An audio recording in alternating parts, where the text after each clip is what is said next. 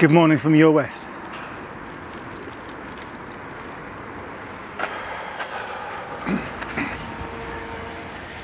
So this video is about British summertime and the clocks going forward and the inevitable march forward of time. I mean, time is passing. By the time you watch this video, 11 minutes 12 seconds will have elapsed.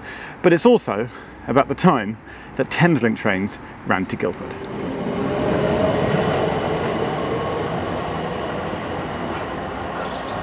So it's the early 1990s and I was a regular commuter from your west to Guildford every day.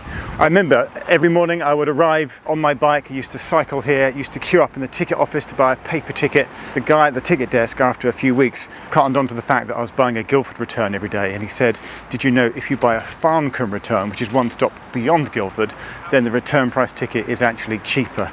And he saved me money. So I used to buy my ticket every day and then wheel my bike into the wooden bike shed that was here. This glass fancy structure, this wasn't here in the 1990s. The accessible footbridge with lifts, that wasn't here in the 1990s. I used to wheel it in, lock it up with my chain and commute off to Guildford. There was one silly day where I locked my chain through the front wheel, which makes it so much easier to steal, and I came home to find that all of my bike, apart from the front wheel, had been stolen, and the unfortunate chap next to me, they'd just stolen his front wheel, so they paired it up with my stolen bike and rode off with it. So yeah, I was left with a front wheel though.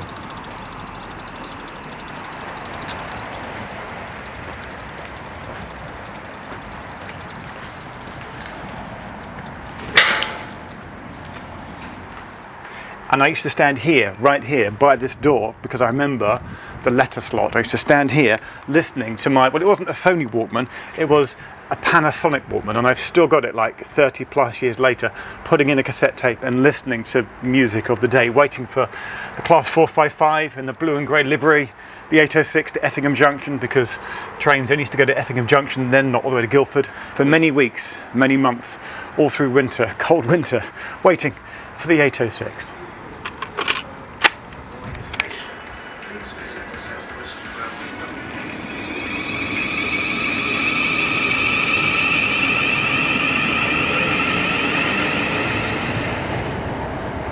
And back then, the trains from your west, sometimes you had to change at Epsom, but they only went to Dorking or Effingham Junction. The idea of a straight through service from your west to Guildford never happened, so I spent many hours, usually half an hour, waiting for the next train of my life, waiting at Effingham Junction.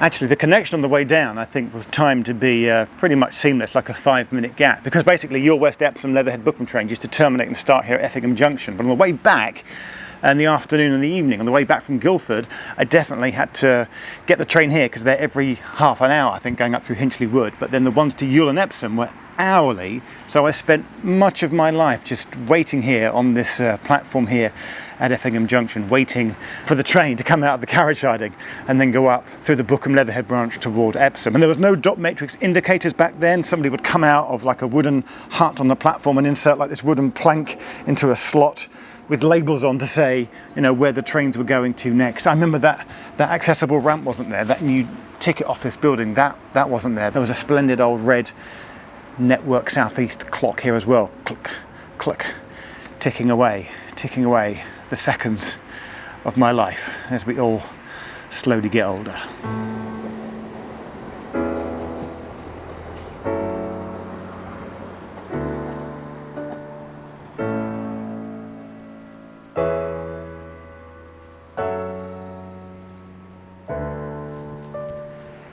And then something in the early 1990s, and I want to try and work out what year it was, happened that was quite remarkable. After all these hours of spending my life changing at Effingham Junction, Network South East was in its infancy then. They announced that Thameslink, yes, Thameslink, would be running a service to Guildford. At the time, I think it was just doing Bedford, Brighton, maybe around through Herne Hill, but trains would then come off, branch off, and be like an express service, only stopping at West Croydon, Sutton, Epsom, Leatherhead, Bookham, Effingham Junction, and then fast to Guildford. And this meant no more changing at Effingham Junction. I could just get the direct, fast Thameslink train home.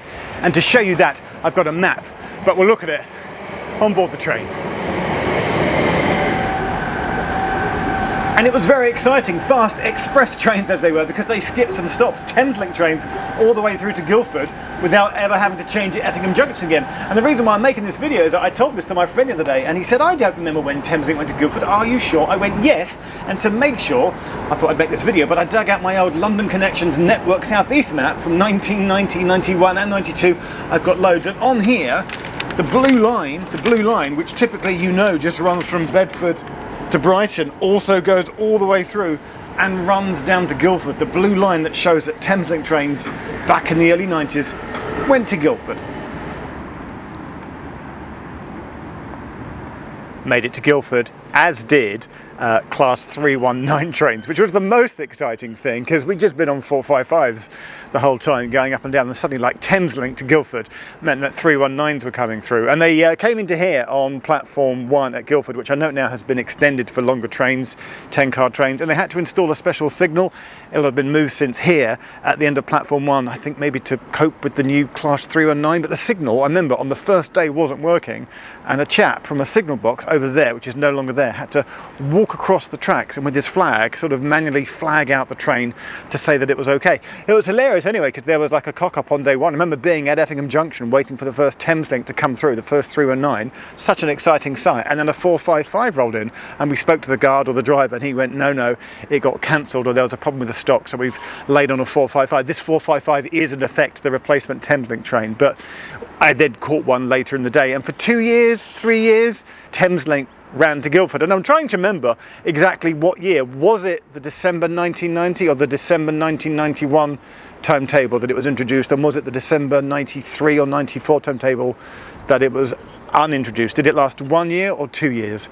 We're trying to remember, but Thameslink definitely came to Guildford.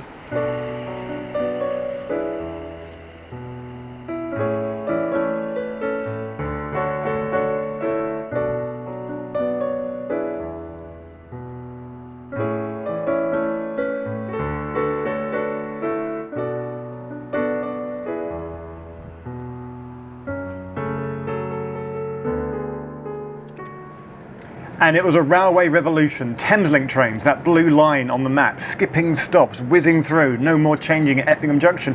It was very exciting. And then they took it away. It only lasted, I think, 2 or 3 years. I do need to try and pin down the exact dates, but by, I think, 93, maybe 94, it went back to regular 455s, no more Thameslink. Thameslink got cut back to West Croydon and then not at all. And I was changing at Effingham Junction again, which is what I wait to do now to get the train back, because I was stumbling away, learning that life was okay, and my most endearing memory of that time, of my commute in the early 90s, was the week before the clocks went back, in March one year, back at Your West.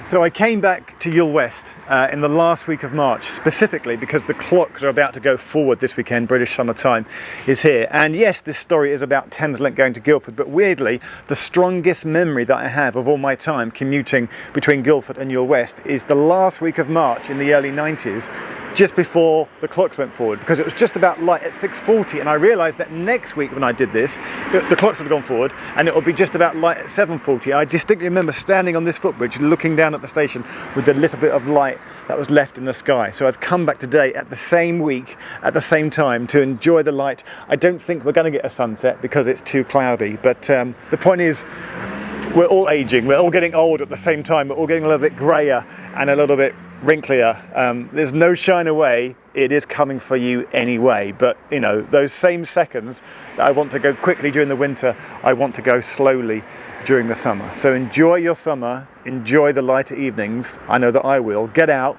ride some trains, travel to random stations and make your own memories so that in years to come you can have your own nostalgia.